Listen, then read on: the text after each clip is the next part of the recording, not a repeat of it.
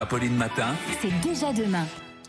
Anthony Morel, c'est l'un des rendez-vous incontournables dans le monde de la tech. Hier soir, Apple présentait ses nouveaux iPhones dans une de ses traditionnelles keynotes. 4 nouveaux modèles. Pour la première fois, il y a des smartphones 5G. Alors, quoi de neuf ? Est-ce que ça vaut le coup? This is a revolution. Non, pas Yeah.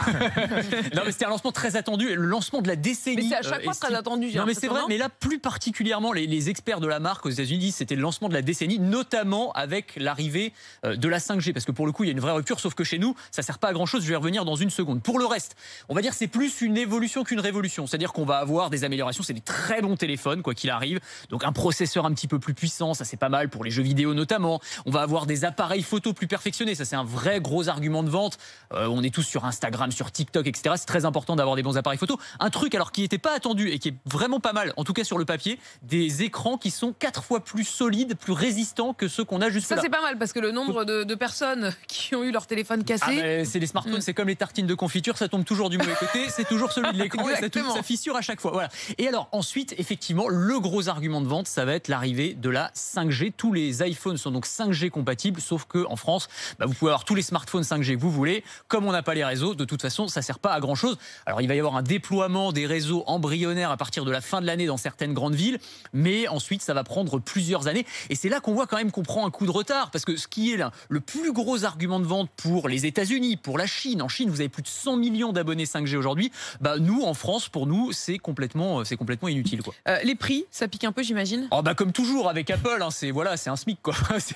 Non mais c'est fou. Non mais c'est phénoménal. Non mais alors attendez, deux secondes. Alors, juste pour les prix, ça commence à 800 € pour le modèle entrée de gamme avec des gros guillemets entrée de gamme. Ça va. Voilà, et ça monte jusqu'à 1300 €. Je rappelle quand même, moi je suis pas pro Apple, j'ai pas de téléphone Apple, etc. Mais je le dis quand même, il n'y a pas d'obligation d'acheter un téléphone Apple. C'est pas un produit de nécessité vitale. Personne ne met. T'as pas d'ado à la maison qui te réclame un iPhone. Mais non, mais attendez, qui achète le dernier iPhone à son ado? Enfin, ça n'a pas de sens. Et surtout, il y a plein d'autres marques qui proposent. Regardez, je fouille dans mes poches, je vous en trouve moi des téléphones 5G, j'en ai 3. Voilà, c'est pas des Apple. Voilà.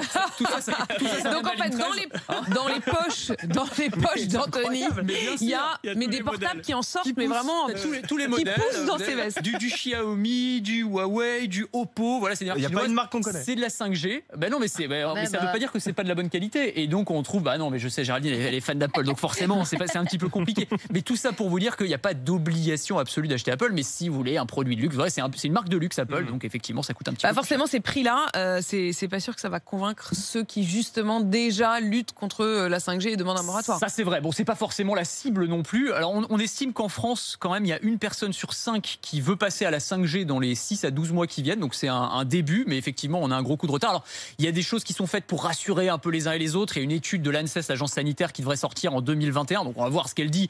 Les agences sanitaires un peu partout dans le monde ont plutôt tendance à dire que la 5G, il n'y a pas forcément de danger. Et puis on a aussi le gouvernement qui a annoncé que l'Agence nationale des fréquences va doubler le nombre de contrôles sur ce qu'on appelle le débit d'absorption spécifique. C'est la quantité d'ondes qu'absorbe notre corps en contact avec un téléphone. Donc là aussi, ce sont des mesures qui sont prises, qui pourraient rassurer un petit peu les Français. Mais on l'a entendu hier, notamment la ville de Lille qui a décidé d'un moratoire pour toute la ville. Et Martine Aubry qui a dit nous sommes des Amish, avec ce côté fier de résister. Mais je précise que le reste du monde n'est pas Amish pour le coup. Je vous donnais 100 millions d'abonnés 5G en Chine. La Chine et la Corée travaillent déjà sur la 6G, pour vous donner un.